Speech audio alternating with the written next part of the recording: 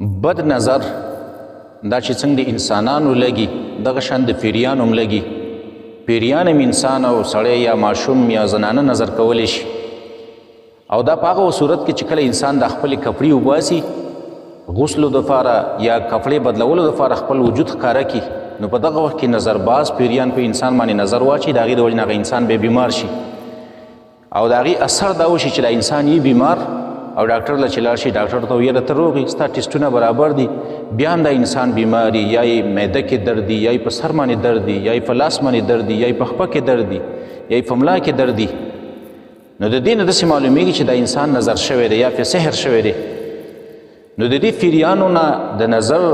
د حفاظت دپاره چې د انسانانو د پیریانو د نظر نه موږ محفوظ پاتې شو،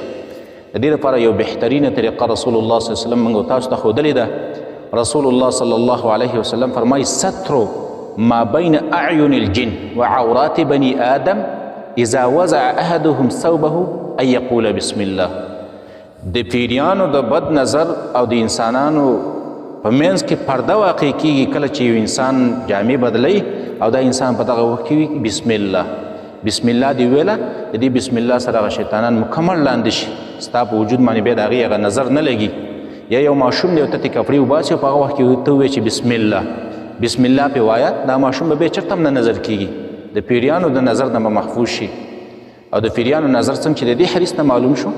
د یو بل حدیث نه معلومیږي، بلکې د نورو حدیثو نه معلومیږي. ام سلمه رضی الله تعالی عنها فرمایي وی ان النبي صلی الله علیه وسلم رأى فی بیتها جاریه، رسول الله صلی الله علیه وسلم زما په کوټه کې یو جینۍ ولیدله، فی وجهها صفعه، چې د هغې په دې مخ باندې تور داغ شان جوړ شوی، نشان پې جوړ شوی. رسول الله صلی الله علیه وسلم وفرمایل استرقوا لها فإن بها النظر،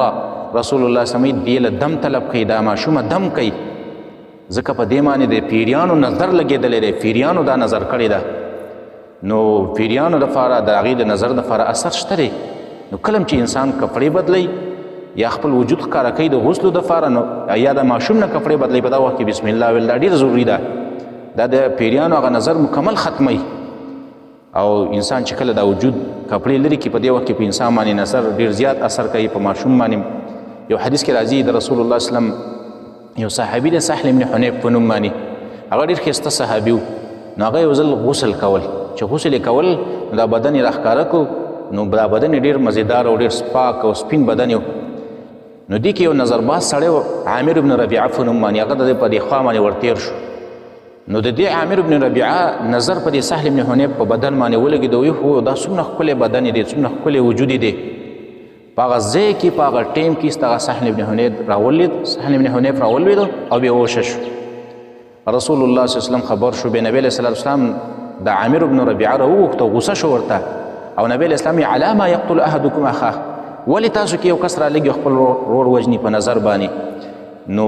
که غواړئ چېرې زموږ ماشومان یا موږ ډېر خلک دا وایي یاره زموږ زنانه ده او په هغې باندې پیریان او جنات راځي، جناتو پې اثر کلی دی.